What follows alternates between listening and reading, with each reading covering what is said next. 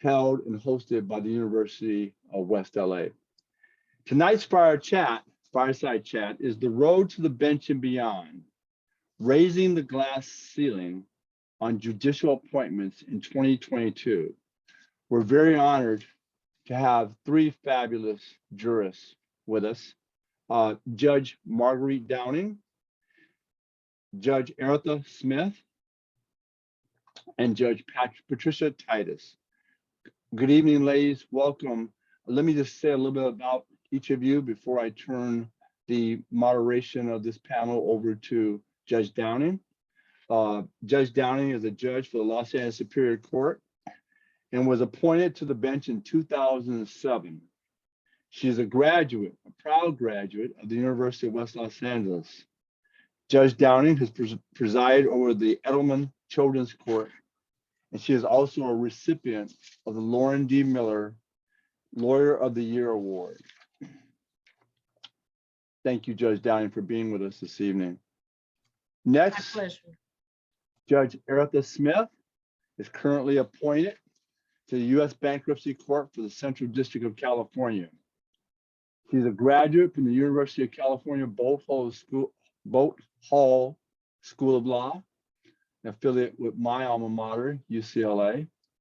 She clerked for the Honorable Marcus M. Kaufman in the California Court of Appeals from 1982 to 1983, and for the Honorable Peter M. Elliott, U.S. Bankruptcy Court from 1983 to 1985, excuse me. Judge Smith, welcome to the University of West Los Angeles Fireside Chat. Thank you for having me. Next, certainly but not least, is Judge Patricia Titus. Judge Titus is also on the Superior Court of California for the County of Los Angeles. She's a graduate from my alma mater, the UCLA School of Law. Judge Titus has served as a judge for the Watts Community Teen Court, a program designed to divert judicial offenders from a life of crime. In 2021, Judge Titus was inducted into the John M. Langston Bar Association's Hall of Fame. I'm also a fellow inductee, and I'm just very proud to be the host for this evening's event. I'm so happy that you esteemed ladies agreed to participate in this event. Our audience, our society needs to witness women of your caliber, women doing the things that you are doing and making a difference in our society and bringing that aspect of our culture to the judicial system. So thank you for being here this evening. With that said, Judge Downing, I'm going to turn it over to you. All right, well, thank you so much, President Brown. It's our pleasure. Thank you in the audience for joining us. I'm Marguerite Downing, and it's my pleasure to introduce to you two of my sister judges and my good friends, Judge Patricia Titus and Judge Erithe Smith. Each of us will introduce ourselves and share our personal journeys on the bench to you. And I am a appointed judicial officer and now reelected. Judge Titus was elected initially. Judge Smith is on the federal bench. And so each of us have had a different journey before that we want to share with you. So before we get started, once again, I want to thank you and your team at UWLA for making this happen. And I want to let everybody know that we will take questions at the end of the evening. So if you have questions, if you could put them in the Q&A box, and we will address them at the conclusion of our presentation. So with that, it is my pleasure to introduce to some of you and reintroduce to many of you my dear friend, Judge Patricia J. Titus. Thank you so much, Judge Downing. And it's my pleasure to be here along with my fellow 2021 Hall of Fame inductee, Judge Erithe Smith. And you'll be hearing from her shortly. We're charged this evening to discuss with you our legal careers, how we ended up on the bench. So it's my pleasure to do so. I'm born and raised in Los Angeles. Yes, there's a lot of us who are born and raised from Los Angeles. I grew up in the West Adams area, which is adjacent to the Crenshaw area. If you know where First AME Church is, or where the Golden State Mutual Life Insurance building used to be, now it's the Southern California Regional Center. But I grew up in that area of Los Angeles. I went to public schools until middle school, which was junior high at that time. I went to private school, and then I came back into public school and ended up going to Palisades High School. I went to Stanford University for 4 years, primarily because my geometry teacher was a Stanford grad, and he saw something in me and encouraged me to apply. I never even heard of Stanford at that point. But he saw that I got good grades in high school, and I got good grades in college, and I got good grades in law school. And so one of the things that has materialized is that you have to be a good student. It doesn't matter what you study, you just have to be a good student. And everyone doesn't learn the same way. I remember being a first year, and we were running around like chickens with our heads cut off trying to get in a study group. But my thought was, we all don't know what we're talking about. Why would I study with you? We need someone that knows to tell us. And so after the first semester, I'm like, later for that, I learned by taking notes and writing while I'm listening. That's how I learn. Other people are auditory, other people learn by discussing the concepts. We're all different. And I figured that out during law school. I've always been a joiner. I like getting involved in organizations because collectively we can do greater things. Although the impact of one person is important, but when you have like-minded people working for the same goal, you can go further and faster. So I was involved in many student organizations, undergrad, as well as in law school. We have the Black Law Journal at UCLA School of Law. I was the articles editor. I was heavily involved in BALSA, the Western Regional BALSA, did moot court for that. So just took advantage of that law school experience. And then while I was in law school one summer, representatives from the Brooklyn DA's office came, and I was wanting to go to New York because we had several New Yorkers in UCLA School of Law, and they would talk bad about LA, how LA was closed up at 11 or 10 p.m. It's not that way anymore because LA Live goes on and on till the break of dawn. But at that time, that was kind of true. And so New York had a lure. So when I wanted to be a DA and they made it seem like fun and you'd be in trial every day, I said, let me go to Brooklyn, and at least I can say I went to New York at least one time during the summer. Their DA system is totally different than ours, but what it did was whet my appetite to go into the DA's office. They had a hiring freeze, as they periodically do when I took the bar and graduated. And so I had to keep calling the office every Friday. And then one Friday they said, the hiring freeze is lifted, come on down. And I never looked back. I really enjoyed being in the DA's office. I was there for almost 15 years exactly. When I was elected for office, I got elected in March, but my term didn't start until the following January.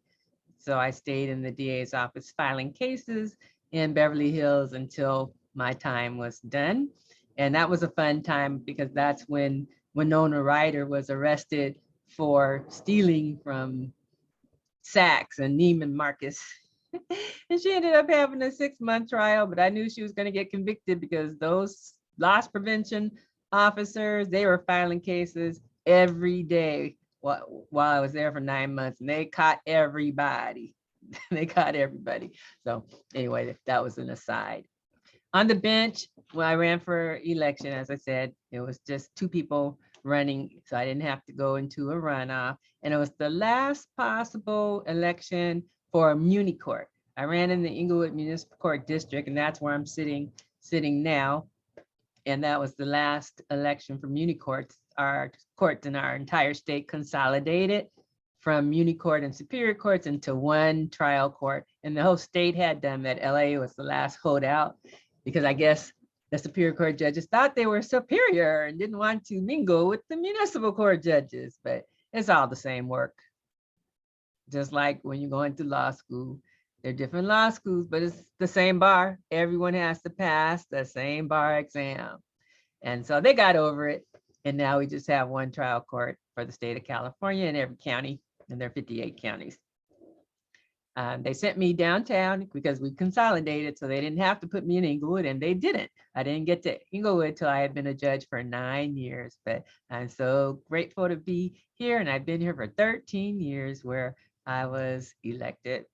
I handle restraining orders, and I also handle drug court. Drug court is criminal, restraining orders, the plethora of them, gun violence, elder abuse, workplace violence, civil harassment, and domestic violence restraining orders. So I handle all of those every day. And the numbers are increasing, as you can imagine. During COVID, people shut up and shut in close quarters with each other, getting on each other's nerves and tensions flaring due to, all the issues that we have to face being cloistered. I really enjoy being in the legal profession. When I ran for election, my slogan was the right choice for justice. And in these trying times, I can see why the Lord put me in this position, not only to guide the lawyers so they can continue to respond to issues that society faces and make comments, but also to be fair when people come into the courts. It's important for the litigants to see people who look like them, who may be able to empathize with them, who come from their communities, who have some shared experiences. I always deal with the behavior, but endeavor to leave the person intact, to give them hope. You can correct your behavior, especially in drug court, You can correct your behavior, you can embrace sobriety, we will help you, and you can live the productive life you envision for yourself. And then also just to stay active. It can be isolating being on the bench, but we do have rules and regulations that govern us, but still encourage us to get involved as we can. So it's usually through judicial organizations or being available for panels such as this. I also believe that one of the reasons why I'm a judge is because when I was in the 11th grade, they had what was called then as Girls' Day in Government, and had a number of women from the community agree to have a 11th grader shadow them for their day. And I happened to be matched with Judge Vano Spencer. She had been a municipal court judge. And on the day I spent with her, that was the day she got sworn in to the Superior Court. And here I was, this dumpy, brace wearing 11th grader, good grades though. And she was the epitome of elegance and beauty and sophistication, everything I ever aspired that I would be. And she was so kind to me and encouraged me. And I told her I was interested in the law. I wasn't interested in being a judge. I hadn't seen any female judges at that point. She was the first one I'd ever met. But even though my father had 2 friends who used to be lawyers and had become judges. But that was a wonderful day, and didn't know that she had made this indelible mark on my life. And then almost 25 years to the day, I became a judge. So I always, from that point forward, looking back on that, I always make myself available for when the school classes come in through the courthouse. I'm one of the courtrooms that they always stop through. I used to give my jurors pencils when they were done from jury trials, but when I got sent to Inglewood, I had just ordered a batch of 750 because that was the minimum you could order. So now when kids come, because I don't do jury trials, when kids come, they get a pencil from Judge Titus, just in case someone's foolish enough to file against me and try and run against me. I have all these people with my pencil, and they're like, I remember her. She was nice and kind, answered my questions. And so, but it's just been a pleasure being on the bench. I have a distinct memory of hitting 20 years in the profession, not necessarily 20 years on the bench, but 20 years in the profession. Yeah, I was on the bench at that time, 6 years, but I said I made the right decision and picked the profession that was suited for my interests and personality. So those of you who are law students in the audience or considering going into the law, just know that we need you in the profession. You know, people need advocates. Advocates are the ones that get the laws changed, improved for everyone in society. So we need you in the profession, everyone from all walks of life, from all perspectives, learning the law and advocating on behalf of their clients and constituencies. So that's my offering. Well, thank you so much. And I learned something new. I didn't know about the New York period, but it's my pleasure now to turn over the mic to Judge Erithe Smith. Erithe.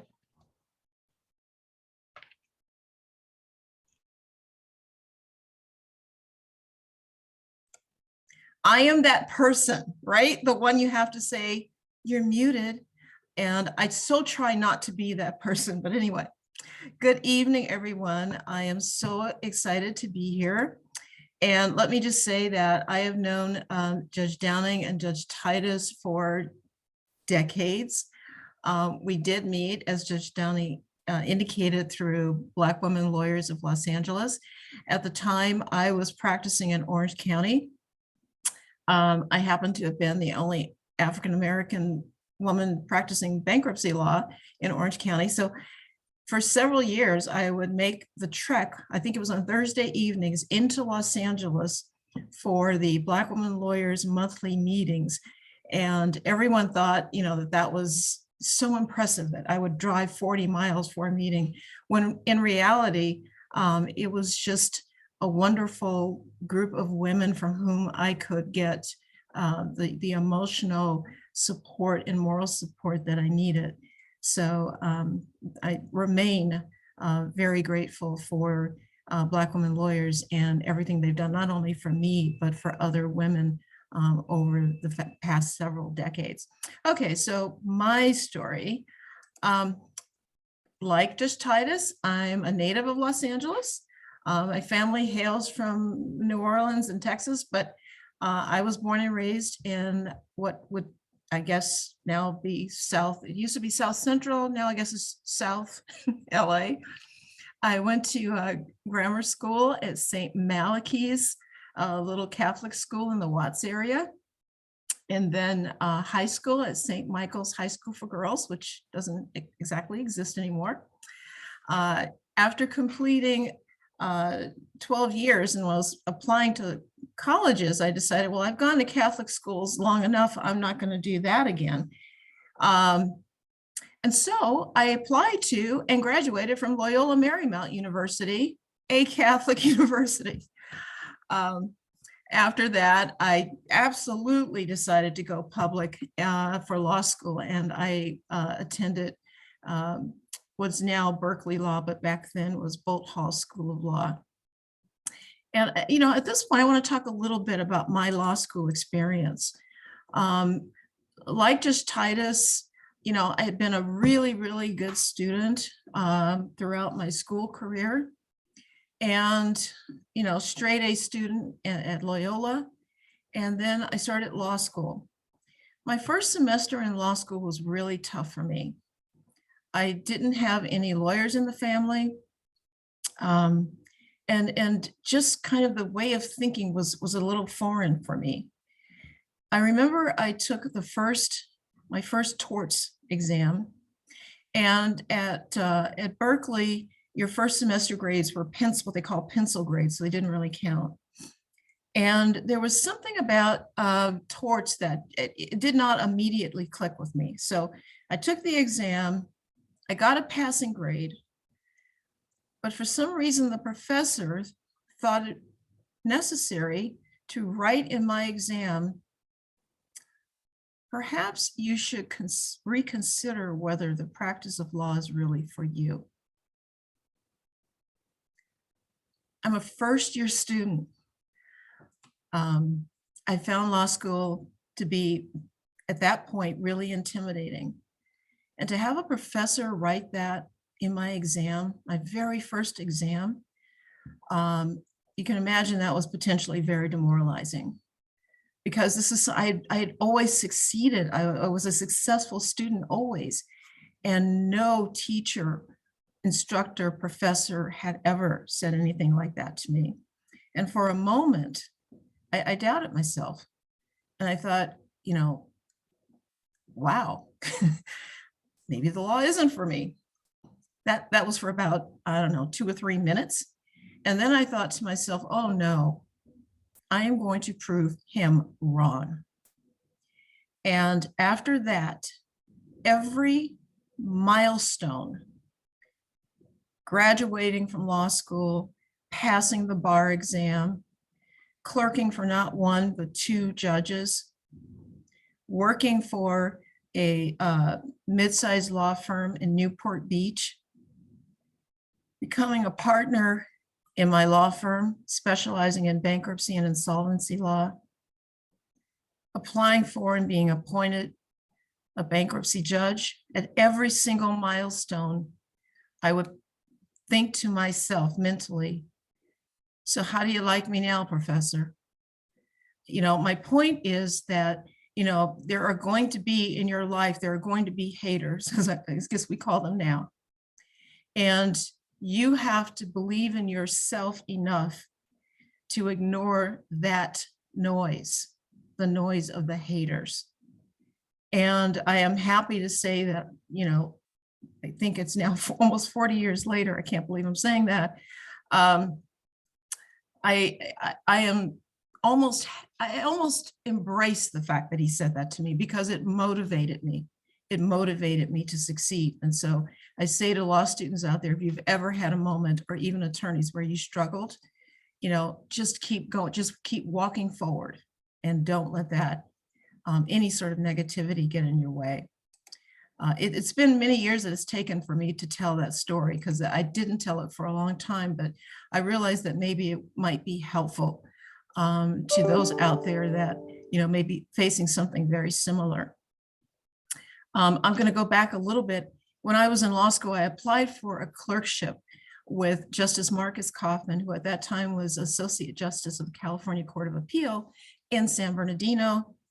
He was considered a, quote, ultra-conservative judge. These days, he would be considered moderate, but back in the 80s, he was considered ultra-conservative. I recall going to the interview and thinking, I'm not so sure he's going to hire me. Because, you know, I graduated from Berkeley. That's about as far from ultra-conservative as you can get. But he did. He hired me the same day that he interviewed me, and became one of my lifelong mentors, who wrote letters of recommendation for me at every point in my career, including my application to be a bankruptcy judge. And he spoke at my investiture. I also clerked for another conservative judge, Peter Elliott in Santa Ana, who was a bankruptcy judge. At the time that I applied for the bankruptcy position, I didn't know anything about bankruptcy. Bankruptcy was never on my radar. As a matter of fact, bankruptcy sounded a bit dry and boring to me. But I'm going to be honest, I needed a job, because my clerkship with Justice Kaufman was only a 1-year clerkship. So almost on a whim, I sent my resume to Judge Elliott. As luck would have it, he interviewed me, decided that I would be a good choice for him. And I clerked for 2 years with him. And it was during that clerkship that I fell in love with bankruptcy, of all things. And what I discovered about bankruptcy is that, for those of you who are old enough to remember, but I think they still show it, episodes of The Twilight Zone on Hulu or something. Bankruptcy law is like the Twilight Zone of the law, because things happen in bankruptcy that don't happen in the real world. And that's what I found so fascinating about it. You know, you're in law school and they tell you in contracts that if you have an offer and acceptance and consideration, that you've got this binding contract and you may not breach it, right? In bankruptcy, we breach contracts all the time, legally. People are no longer legally responsible for things once they get a bankruptcy discharge. You learn in secured transactions that secured lenders might have a lien on things, like on real property, deeds of trust, right? There's circumstances in bankruptcy when you can actually strip liens away. Okay, so this kind of turns some of the things that you learn in law school on its head, but it makes bankruptcy, at least for me, really, really interesting. So I ended up practicing bankruptcy my entire 9-year career, mostly representing small to mid-sized businesses in their reorganization efforts. It was very rewarding because when we were able to reorganize a company's debt, it meant that employees were able to keep their jobs and creditors were maybe actually able to be paid, because that's the ultimate objective of a creditor that's owed money, is they want to be paid. In terms of the path to the bankruptcy bench, I was 35 years old when a female bankruptcy judge said to me, or told me, that there were 2 openings for bankruptcy judgeships in the Central District of California, and she thought I should apply. And even though apparently I told an older cousin when I was 8 years old that I wanted to be a judge when I grew up, I wish I remembered that because it would make such a great story. I have no memory of that, but she told me, I'll take her word for it. But I didn't think at age 35 I was ready to do that, since I'd only practiced law for about 8 or 9 years. So, she was a judge. So I said, oh, thank you for suggesting that. And then I had absolutely no intention of applying. I happened to run into her 2 weeks later, and she handed me the 35-page application to become a bankruptcy judge. As I started looking through it, I realized, wow, I think maybe I can do this. And so I applied. Bankruptcy judges, even though we're federal judges, we are not appointed by the president. We do not go through a Senate confirmation process. Because we are Article I judges, meaning we're not life tenured, bankruptcy judges are appointed by the circuit court. So here we're in the Ninth Circuit. I was appointed by the Ninth Circuit Court of Appeals for a 14-year term. And what that means is you send in your application along with letters of support. The circuit decides. They set up a merit screening committee. They decide who is going to go through the first round of interviews with the merit screening committee, which consists of the chief bankruptcy judge, the chief district judge, various bar association representatives. My merit screening interview had 8 people, all asking me questions. After that, the merit screening committee decides and makes recommendations as to who to recommend to the circuit go through the final round of interviews with circuit judges. Circuit judges, then you go through that interview process with circuit judges, and then the selections are made. I was selected as a bankruptcy judge, and once you are selected, you then go through an extensive FBI background check, okay, which lasts anywhere from 2-3 months to several months. My FBI background check took about 3 months. And let me just say this was back in 1994, okay? This is before social media, okay? So the FBI did not have to scrutinize my social media accounts, my Instagram, my Facebook, Twitter, TikTok videos. There was none of that. So I just say to any of you and all of you who are thinking about doing a judgeship in the future, maybe be very cautious about what you put on social media, because it really could come back to bite you later on. I'm going to try to wrap up here because I am a bit chatty. What do bankruptcy judges do? First of all, it's well known that in terms of federal courts, Americans are most likely to visit a bankruptcy court than any other federal court. And what's interesting about that is that the bankruptcy courts also happen to be the least diverse of all the federal courts.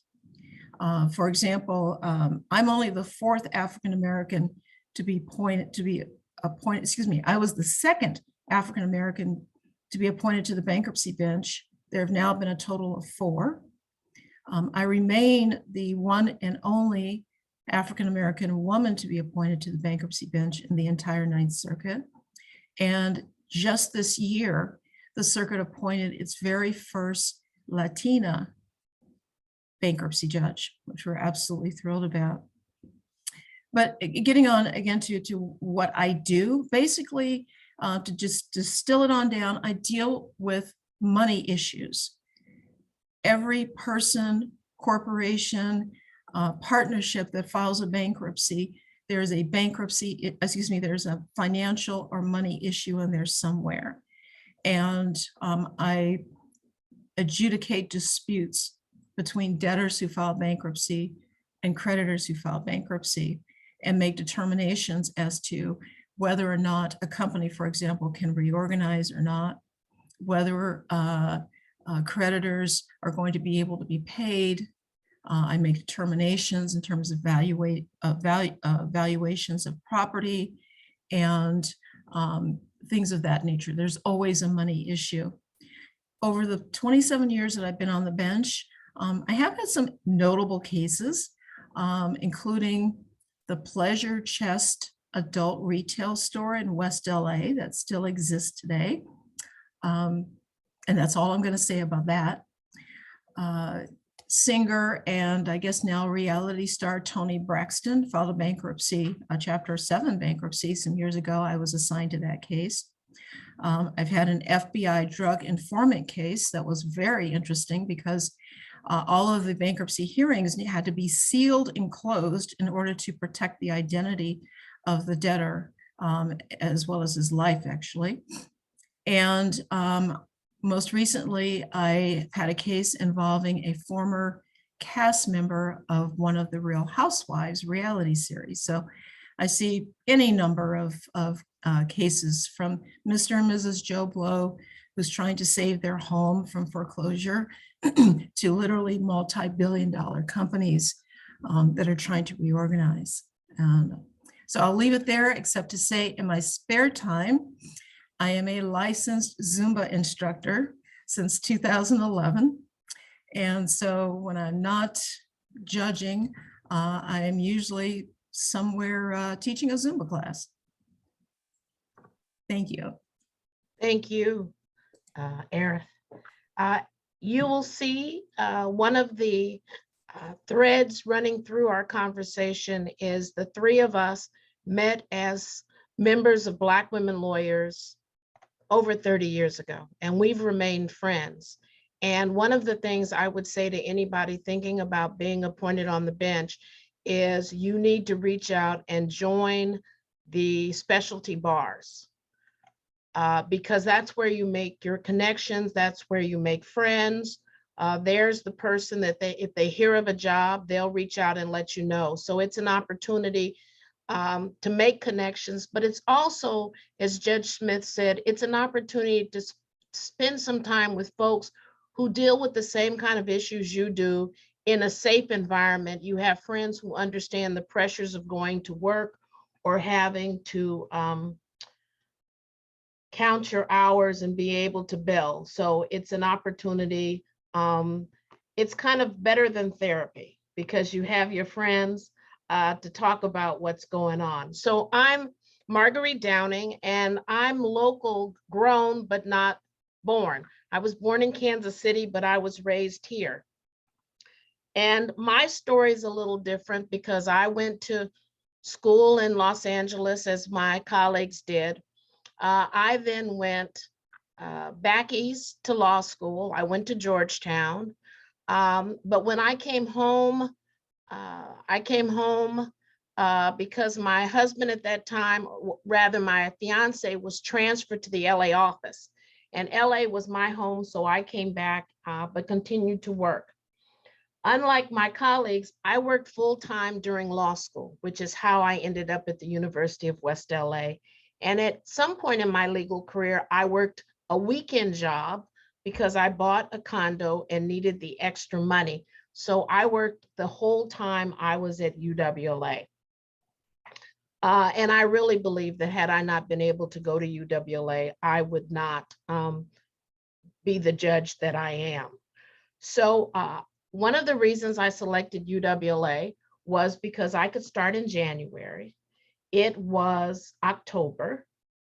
My current husband was not in agreement with me going to law school. So I was concerned that if I had to wait till September, he might change my mind. So with UWLA, I could start in a couple of months. I could continue to work. I would have to go through summer school and go to school in the summer, but that was okay. And I was really lucky because I was working for Congressman Julian Dixon. And Congressman Dixon had gone to law school at night working for Judge Dion Morrow as his bailiff. And so Julian was very, very supportive of me going to law school. And once I finished my work, I could study at work. So he made it really easy for me to do that. And in fact, I was able to take my evidence class from Justice Bernard Jefferson, who was president of the University of West LA when I went there, but he is the person who wrote the bench book that we all judges in California look to for our evidentiary questions. And I have a bench book that has been personalized and signed by Justice Jefferson. So I'm rather thrilled about that. I had gone to Georgetown. I have a degree in foreign service, international law, relations, and organization.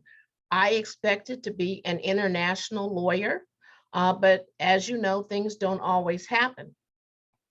I was lucky because the public defender's office was doing interviews for lawyers for law students. And they had a program called the conditional hiring. So they told me in March, if you commit in April, when you get your bar results in May, if you pass the bar, you can come to work. And as I told you, I graduated in January. I took the bar in February. So when I walked in June, I had already passed the bar. I had already been sworn in, and I was one of 3 others, and we were all lawyers at that time.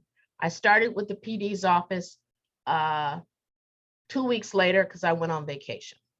But I worked full time the entire time I was in the bar. I started working with the public defender's office. My plan was I'll be there a couple of years. I'll get lots of trial experience, and then I'll go get a real job where I get to go to lunch with my clients, wear nice stuff, and have receptions. Well, I worked at the PD's office for 18 years, 2 months, and about 5 days before I was appointed. And I love the PD's office, but the PD's office at that time was not the place to go if you wanted to be appointed a judge. You needed to be a prosecutor. And so people kept saying, you need to go to the DA's office or city attorney, but I was just unwilling to do that for that reason. If I had decided to leave the PD's office, fine, but I wasn't going to leave the PD's office to possibly get appointed. So I stayed with the PD's office. I enjoyed it. I was president of various bar associations. I was very active in my community. And people keep saying, you know, you really should get appointed to the bench if you hadn't been a PD. But as things turn out, I met a gentleman who was a conservative Republican. He and I were on a committee. I was on the State Bar Board of Governors. He said to me, I hear you want to be a judge. And I told him I did. He said, I'm going to help you make that happen.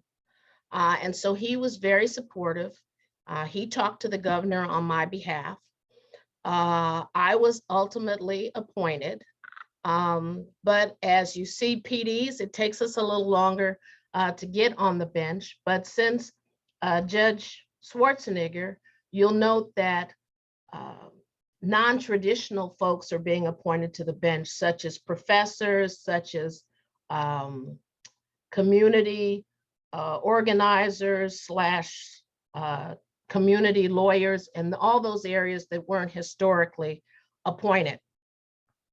So one of the things I want to leave with you is your mentors may not always look like you. Your mentors may not always be like you. And you may have more mentors than you think. But, you know, take advantage of those opportunities. And one of the easiest way is to join bar associations and to meet people and to get your name out in the community. Because when you apply to be for the bench, they're going to send notices out and ask for questionnaires about you. So you want people to be able to say they know you, they know of your work. Somebody is not going to get appointed if no one knows that person in the community. And even though I was appointed, I've had to run for re-election every 6 years, as all the judges on the LA Superior Court do. So with that, let's see. We will open it for questions. If folks have questions, you can raise your hand or you can put your question in chat. President Brown, do you have any questions for us at this point? Yes, I'd like to get the reaction of each of you ladies to the recent Supreme Court nomination of Judge Ketanji Brown Jackson.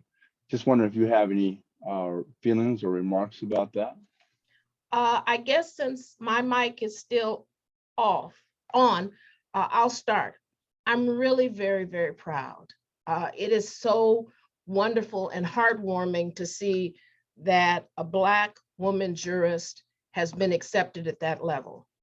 I think it's unfair because if she were not Black, she still is worthy of being on the Supreme Court. And the discussion about the fact she's only being selected because of her color and the promise that President Biden made with his election is really unfair, because when you look at her resume, she is qualified to be on the bench regardless of her color, regardless of her gender. Judge Titus?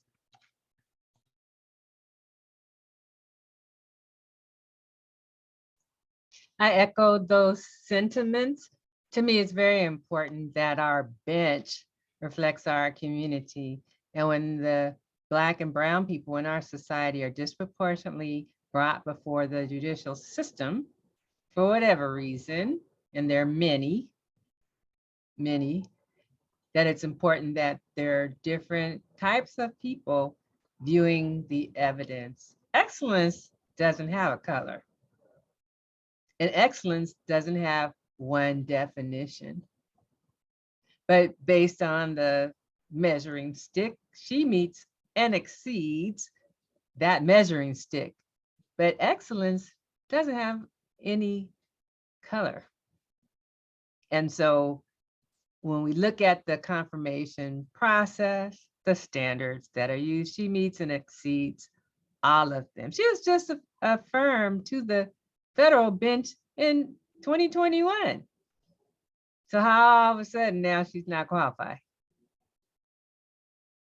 And that often happens. It's not just in the law, but all across our professions. When they set forth the standard and we meet and exceed them, all of a sudden they want to revise the standards. And so I'm very proud of her. I'm proud that she is appointed, that she's going to do an excellent job. And those of you who are voters, call your legislators and insist that they vote to confirm her appointment. Because that one call, one letter is considered 1,000 votes by lawmakers. So don't think that, oh, if I don't call, it doesn't mean anything. Yes, they want you to call. So make that personal commitment. And then hopefully our bench across the country in every court will be more reflective of this multicultural society. Judge Smith?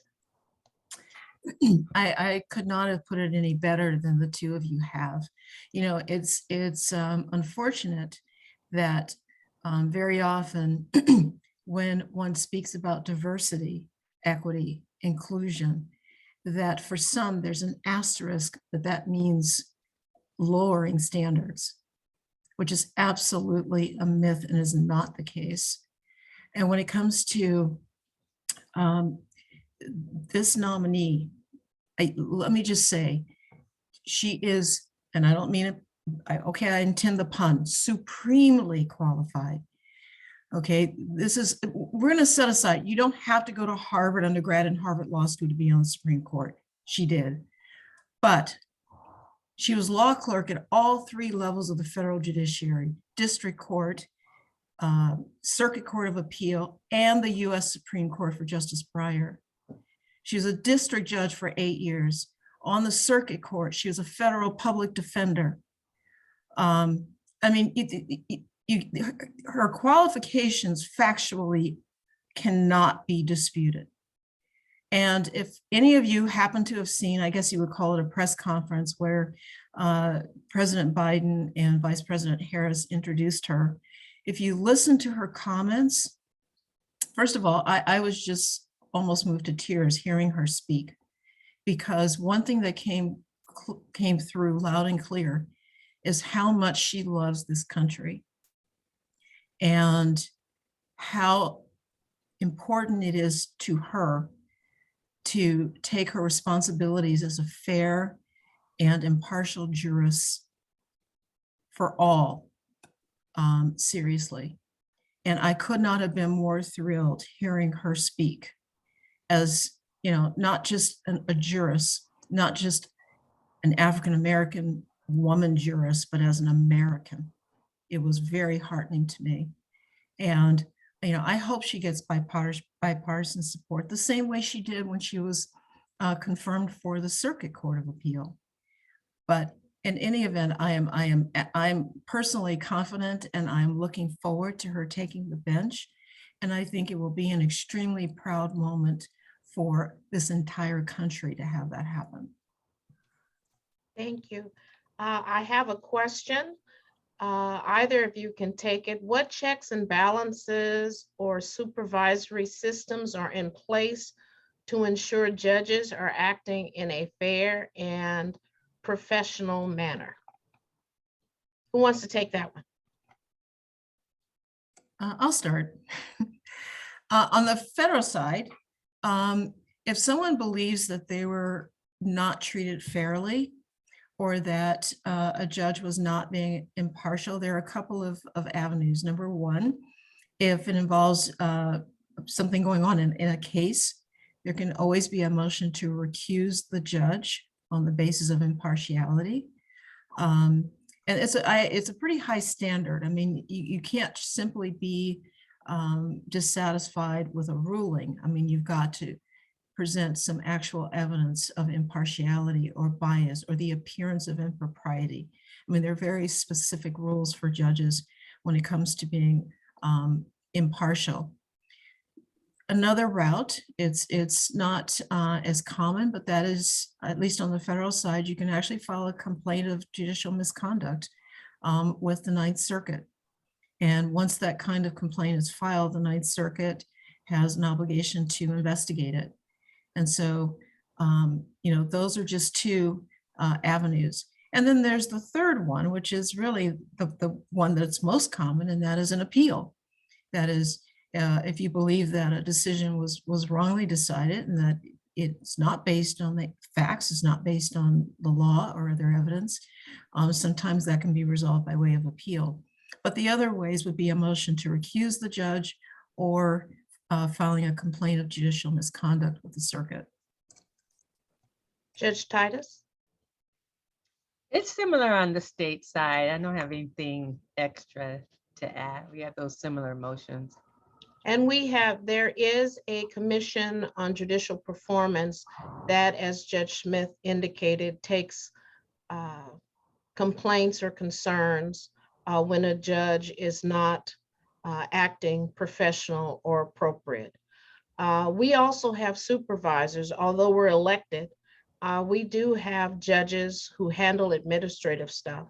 So there's always the possibility of reaching out to a supervisor if there's a problem that can be fixed.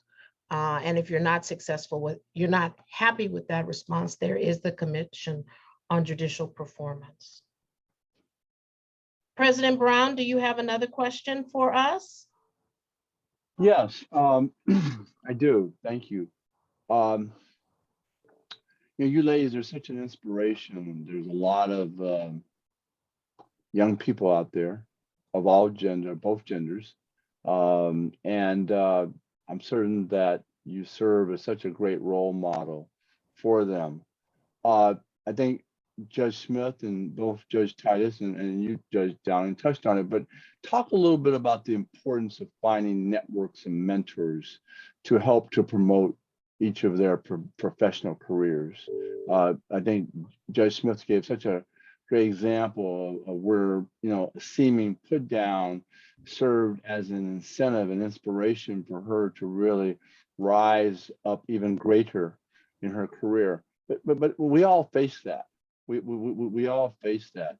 Can you, for a second, perhaps just elaborate a little bit more on, how young people can find mentors, join the professional networks, find that first job, get that inspiration, and also speak. And I know this is a in legal parlance, it's a duplicative question, but also, how do they rise above? There's some young person out there listening to this program who is feeling the way you did, Judge Smith, that day, where they got some negative feedback, and they're kind of wondering, especially in the overall uncertainty of the challenges of law school, the challenges of finding that professional path, saying maybe this isn't for me. Yeah, and let me say that it was really on the heels of that, and I never forgot what that professor said. As I said, it didn't stop me, but I never forgot. Judge Downing reminded me of something. When I interviewed with Justice Kaufman, I didn't tell the whole story when I was started out here. First of all, we didn't have GPS back in 1982, okay? So I had to use a Thomas's map to try to figure out where San Bernardino was. I was 20 minutes late because I didn't know it was that far from Los Angeles. So I'm 20 minutes late for the interview. I'm pretty much, I think I was wearing braids even then in law school. And so I walk into the interview with Justice Kaufman, and I'm sitting there. Now I have to explain something. And this is going to sound, not so great, but it's going to get better, I swear.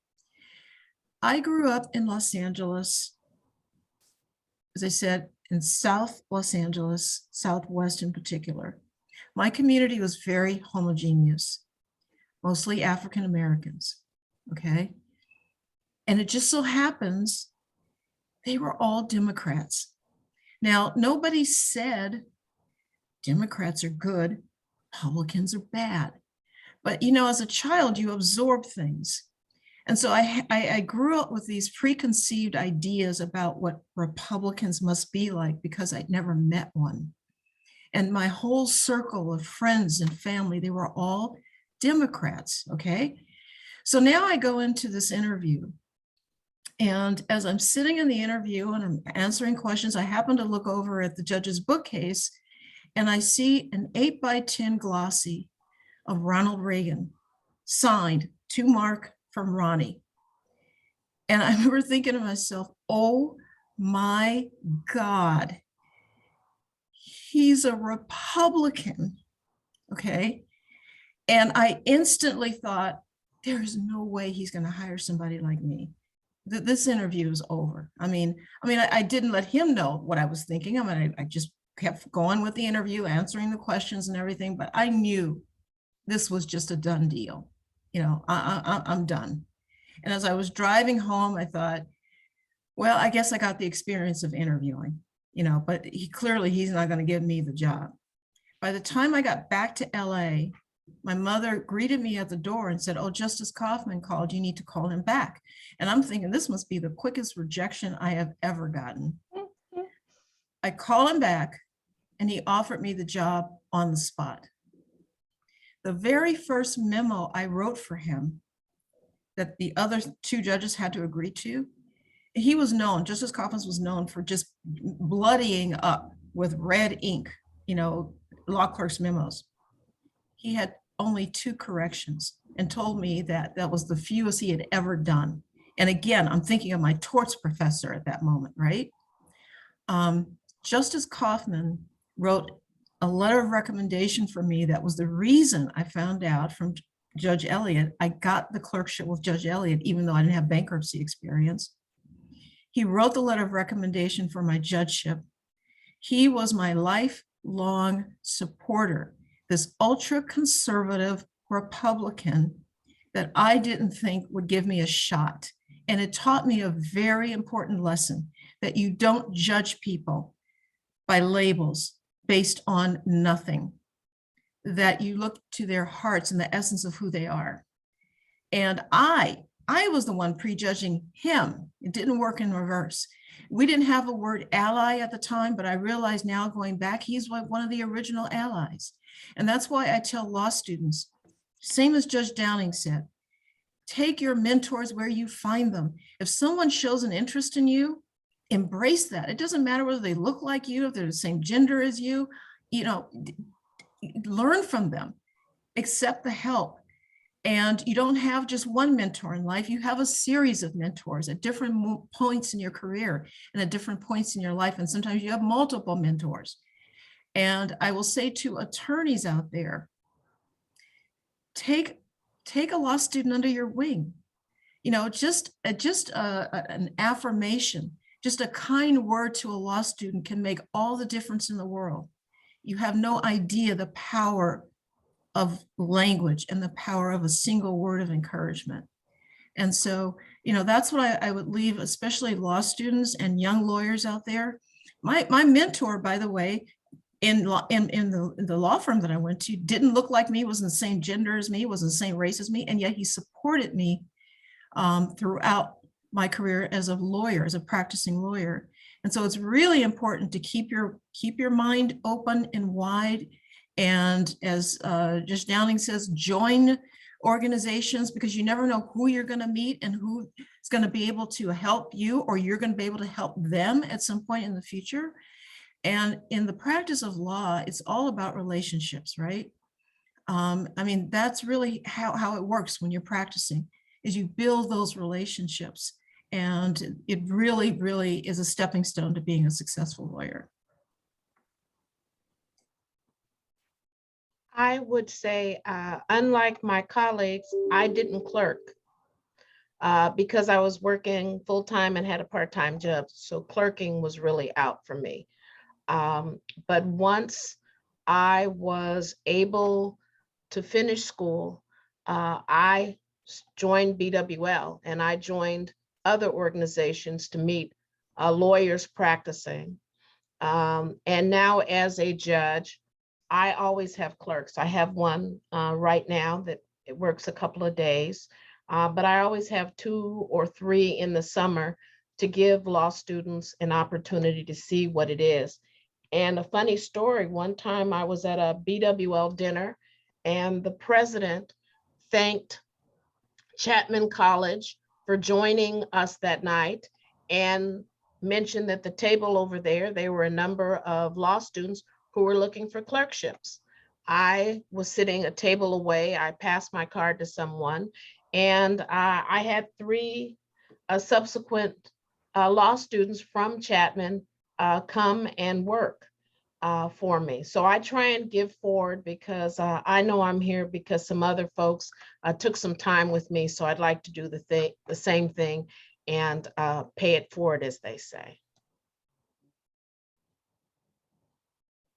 And I agree. I would also encourage aspiring law students, aspiring college students, aspiring lawyers to go to lunch or shadow someone one day, because you'll get a snapshot of your future just by spending the day with them, seeing what they do, how to operate, or just come to court one day and just sit in the back and just watch lawyers in action, because then you'll be able to see yourself in them and say, oh, that's what I really know that I want to do. That's what I'm aspiring. And then you have something to really put behind you when you decide, oh, should I go to bed at 11? Or can I stay up 2 more hours to finish that project? So it's nice to be able to see, and especially in the bar associations, we always looking for students to mentor. We always let the students be the ticket takers at our events. That's whether it's a judge event or even the lawyer events. We're looking for students to check people in, and then you get a free lunch and then you get your name known, you apply for the scholarships that they give a lot of money these days, you know, like, oh, that student's so helpful. We've seen them a lot, you know, let's make sure they get one of them. So I'm just saying, that's how you start getting your foot in the door, being helpful. And then when you go into the profession, you continue being helpful, each one reach one, you know. And then as a lawyer, I mentored one of my past BWL presidents for 6 years. And our 6-year plan came to fruition, and she got appointed last year to the bench. But, you know, we were working a plan. It was a strategy. But she, of course, had all the credentials, but you still have to position yourself and have broad-based support. Everyone's saying really, really, really good things about you from all aspects of the profession and the community. Because the one thing the governor doesn't want, he doesn't want to get a black eye from appointing you and find out that you have all these undisclosed issues. And so coming into the legal profession specifically, you really have to be a person of your word and a person of integrity. If you're not, you can spend all this money for law school and not pass the moral character background check that the state bar goes through, and it could hold you up from being able to be sworn in. You could pass the bar and still not be licensed because of your character. So you don't want that to be an issue. So if you go into law, you know, you have to make sure that that's how you operate, because people are counting on you. They're paying you money to represent them. And when you're in front of the court, we assume that you're telling us the truth. You're not lying, you're not over fabricating. We have aspects of arguing the facts, how you see the fact, but you're not making up facts. Making up facts. That can get you derailed, disbarred, and then you would have wasted your time. All righty, I have another question. Can you talk about the dark side or the pitfalls of sitting on the bench? Now, I don't know about the dark side, but I can talk about one of the pitfalls. All of a sudden you have no opinion. Whereas you would be somebody such as I that were very engaged, that talked. But we no longer have opinions on taxation, stock, immigration, all those issues that could come to court, because we might have a case. And so if you've already stated your opinion out in the world and someone's on the opposite side, they're not going to want you. And they have the ability to file a challenge to you hearing their case. So as judicial officers, we don't have opinions. And if we do, we keep them to ourselves. We have to ensure that we're always appropriate, professional, and to some degree judicial, even when we're not here. So we're to conduct ourselves out in the world as we would, as you would expect a judge to act. Now, I think that we've changed so that we don't have to look the way you expect a judge to look, because you see, we have all these different hairdos and all those other things, but we do have to act in a judicial manner, even when we're not on the bench. So when the guy at the beauty shop comes in and he's got these purses that everybody knows is hot, you don't buy them. You don't engage in it. You don't ask to look at them. There are all these things that you have to be careful of. But I tell you, I don't know about a dark side, but the job is such a wonderful job that any pitfalls and dark sides are absorbed by the opportunity to serve and the opportunity to provide justice to the people that come in our courtrooms. Somebody else want to give their opinion on that? Robert? Oh, no, I was going to ask a question, but please, Judge Smith, I'd like to hear your response as well. Yeah, you know, one of the pitfalls, I think, is that sometimes we have to make unpopular decisions. And in the bankruptcy court, as a general rule, we don't have jury trials. We have bench trials. I tend to make the decisions on motions. And the decisions that I make sometimes result in people losing their homes, losing their jobs. People are not happy about that. And so it can become very emotional for people when that sort of thing happens, when they have to lose their home or they're losing their jobs, and they're very angry, understandably so. And so, I've had situations where people were very upset in court. We've had situations where some judges have had to have U.S. Marshals protecting their homes because people have gotten upset. Because we're dealing with money, we're dealing with people's livelihoods, we're dealing with their homes possibly being foreclosed on in bankruptcy. These are very, very serious and personal issues. And the decisions can sometimes be very, very difficult. I would say that in my area where people are losing their homes, sometimes things don't work out. A lot of times they don't work out and they're very angry. And sometimes they're angry at the judge or they're angry at the system. And so this is one of the pitfalls, I guess, of being on the bench, is that you sometimes have to make an unpopular decision or a decision that's going to negatively affect someone's livelihood or affect whether they can stay in their home or not. And these are very, very emotional issues. So it's sometimes, a difficult job, and sometimes people are not happy, sometimes they're angry, and it kind of comes with the territory.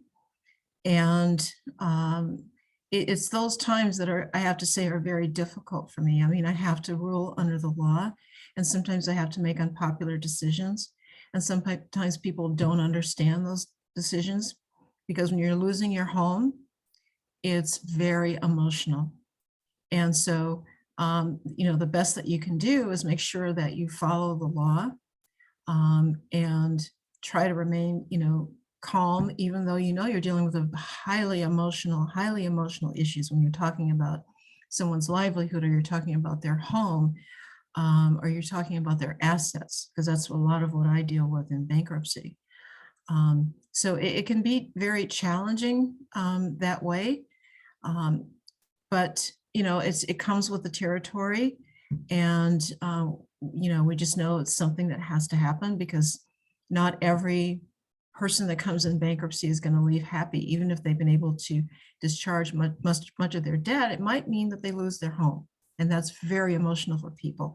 And as judges, we have to understand that and be empathetic, even though we may have no choice but to allow maybe a foreclosure to happen, or to allow a sale to happen over the objection of the homeowner. So there are very difficult moments in bankruptcy, and but it's something that comes with the territory, unfortunately. Robert, you had a question? I think Judge Titus probably should have an opportunity to respond to that as well. I don't know if she did.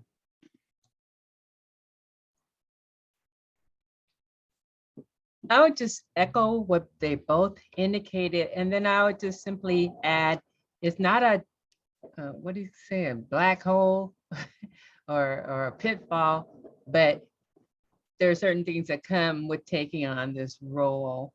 And so one of the things I specifically, I don't associate with everyone. I just can't afford to associate with everyone. So sometimes people seek to be your friend, and it could be for ulterior motives, or sometimes people live a certain way that's not conducive to the trust that people have given you when you hold this role. So I don't associate with everyone, and sometimes that's hard, because even from afar, you may have been casual friends, but sometimes when you get this position, you have to disassociate yourself with other people. And then another thing I don't go into crowds where I can't know what's going on. So for instance, I went to the very first Taste of Soul. It's exponentially bigger now. I don't go anymore, because I cannot be in a crowd, or someone starts running or shooting and I don't know. I don't want to be in a crowd where someone's disgruntled because of a restraining order, and they'll see me and I won't see them because I see hundreds of people in court every year. So I don't put myself in those kinds of situations. And so while the Taste of Soul was a very, very enjoyable event, I limit those types of activities because personal safety is always an issue, and especially when I choose to live in the community and relatively accessible, but have an alarm and et cetera, et cetera. You won't know if I have a carry permit, but we take our personal safety very, very seriously. And so that is a concern that is heightened when you become a judicial officer, maybe not so much as a lawyer, but absolutely when you become a judicial officer. But it goes with the territory, and it's we have a whole section of the sheriff's department that protects us. So the couple of times I've had issues at my house, the sheriff's department was there within 60 seconds. So the neighborhoods I noticed, don't be bothering her because the sheriff show up real quick. That's so true because I was at the airport, okay, minding my own business. And, I'm checking in, and the woman that's checking me in, she's checking me in, and she sees my name and she says it's unusual. And I explain how to say it. Okay, Erithe. She turns to a coworker and says, look, isn't this an unusual name? The coworker looks at my name, looks up at me, looks back at my name and says, you're a bankruptcy judge. I'm like, oh God. And she's like, you have my case. And I'm thinking, I hope it turned out well. And I said, and did it turn out okay? And she says, you dismiss my case. I'm like, oh God.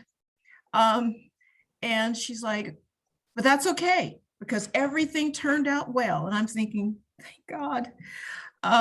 So you never know. I mean, I was at a wedding, literally at a wedding once. I'm at the reception in line. I can see two people behind me is a gentleman who had been involved in a bankruptcy case before me that I had just dismissed 2 days before for inability to reorganize. Okay. And I'm thinking, this can't be happening. I mean, because I just can't live under a rock for the rest of my life. So you never know, and so you like just Titus said, I mean, you try to avoid situations where you might be in an uncomfortable situation. Sometimes you can't predict it. So I got my stuff and zipped out of the line before, he could know who I was or recognize me.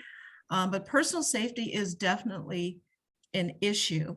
And, I too have security cameras and the ring and the whole bit, because you never know who you're going to upset when you make a decision that is unpopular with a particular person. And for me, it may be a person losing their home, losing their livelihood.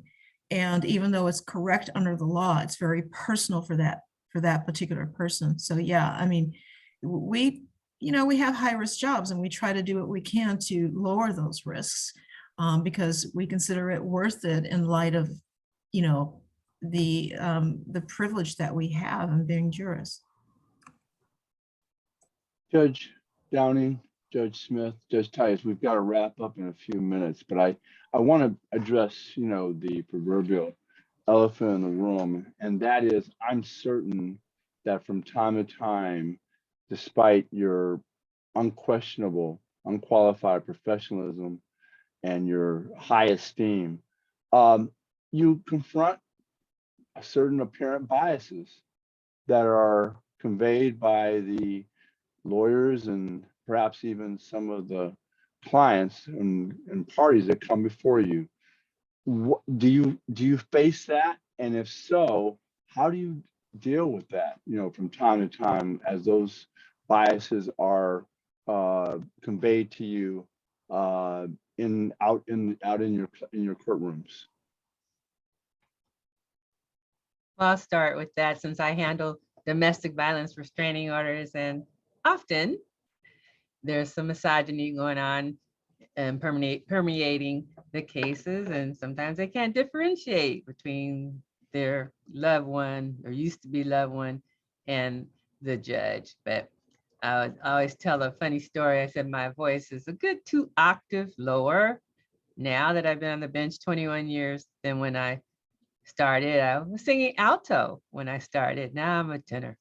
That's because I was a young whippersnapper, bright-eyed and bushy-tailed 21 years ago, but people didn't expect to see a young, bright-eyed, bushy-tailed Black female on the bench, and I probably had 20 different hairstyles at that time too. And so I speak in a certain way, I speak in a certain tone, and so even though it's not computing in their mind when they're looking at me, when they're listening to my voice, they absolutely know this is the judge giving me instruction.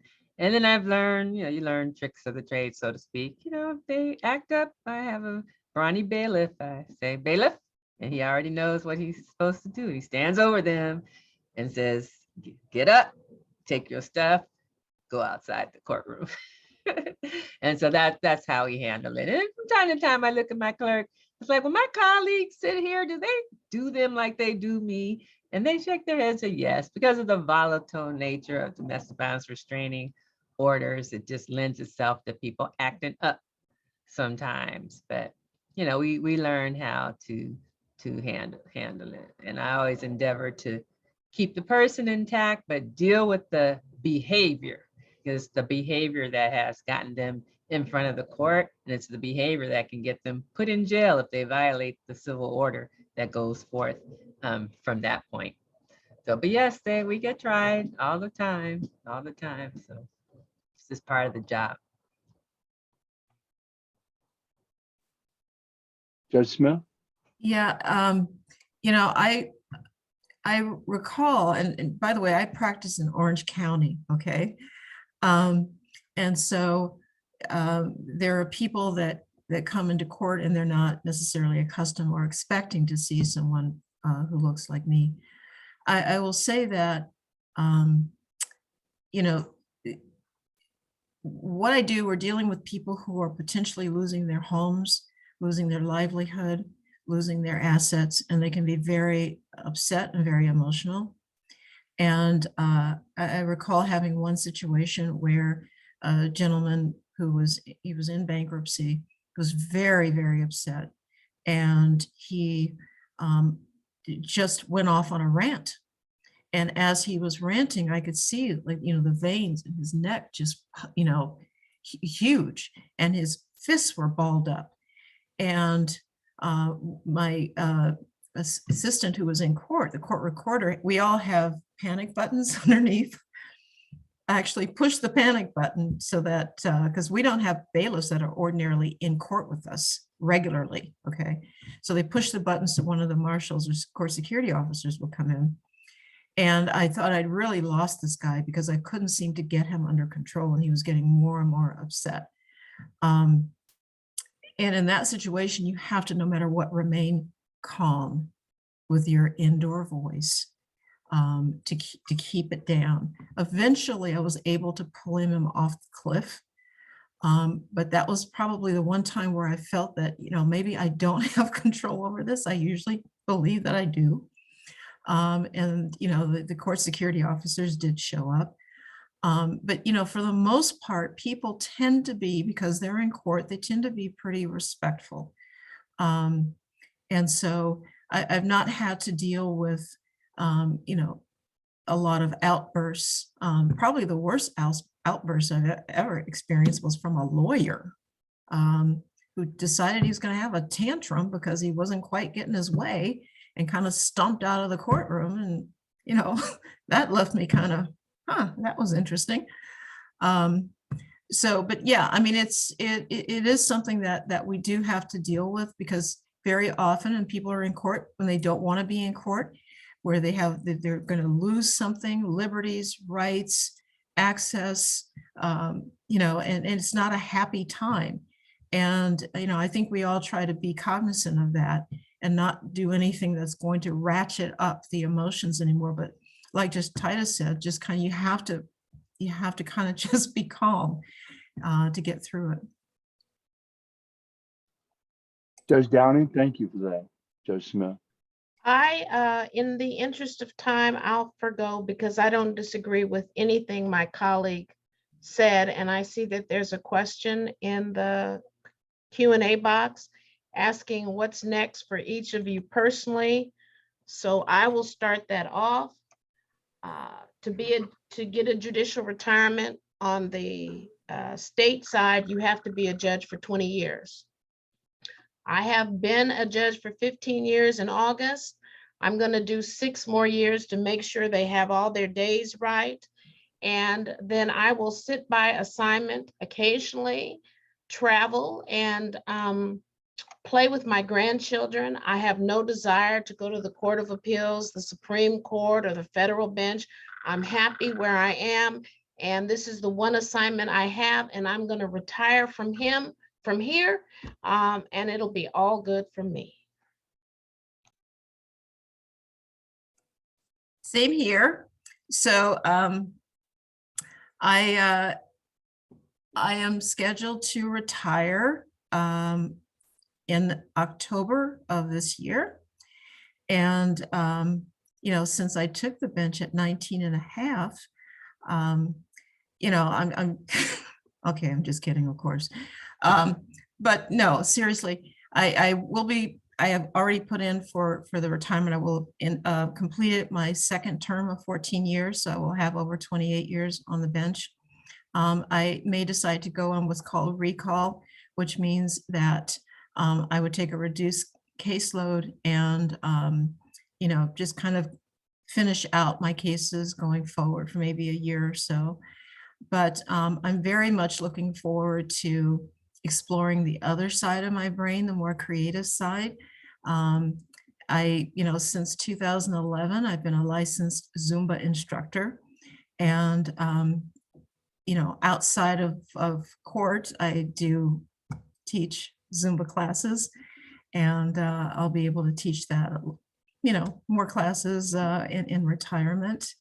And I just recently completed through the UCLA extension an introduction to screenwriting or something like that. So I want to explore the other side of my brain and, you know, just kind of explore life while, you know, I'm still young enough to do that. Judge Titus? I have no plans to retire anytime soon. I love my job. I love doing domestic violence restraining orders. I love explaining to people why they can't just do what they feel like when they feel like doing it. Or else I always tell them, you know, we could just sock someone in the eye. All of us would be walking around with blackened eye and busted lips because we're going to get on somebody's nerve on purpose, because that's just human nature. So I love my job and I'm not retiring anytime soon. Well, I thank Judge Downing, Judge Smith, and Judge Titus. This has been a phenomenal panel presentation. Thank you for all of your contributions. You ladies have done just such a wonderful job of representing our profession and adding your own particular styles and flavor to the administration of justice, which we really need. And you're such an inspiration. I wish, you know, I hope that a lot of young men and young women, you know, have an opportunity to view this program and to share from your experiences all that you are to be an inspiration to our society. Thank you for being a part of UWLA. You're part of our UWLA family. We preach family at UWLA, and that's very important to us. And I hope that you will always remain a part of our family. Judge Downing, hopefully we will reprise this program next year. I want your commitment to that.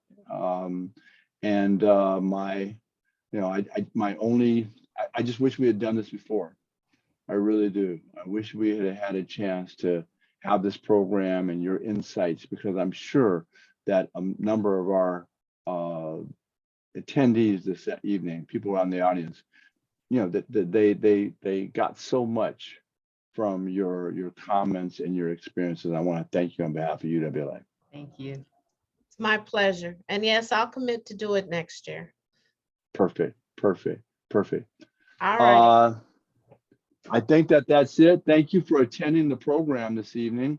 And again, thanks for being a part of our UWLA family. Take care. Good night. All right. Good night. Bye.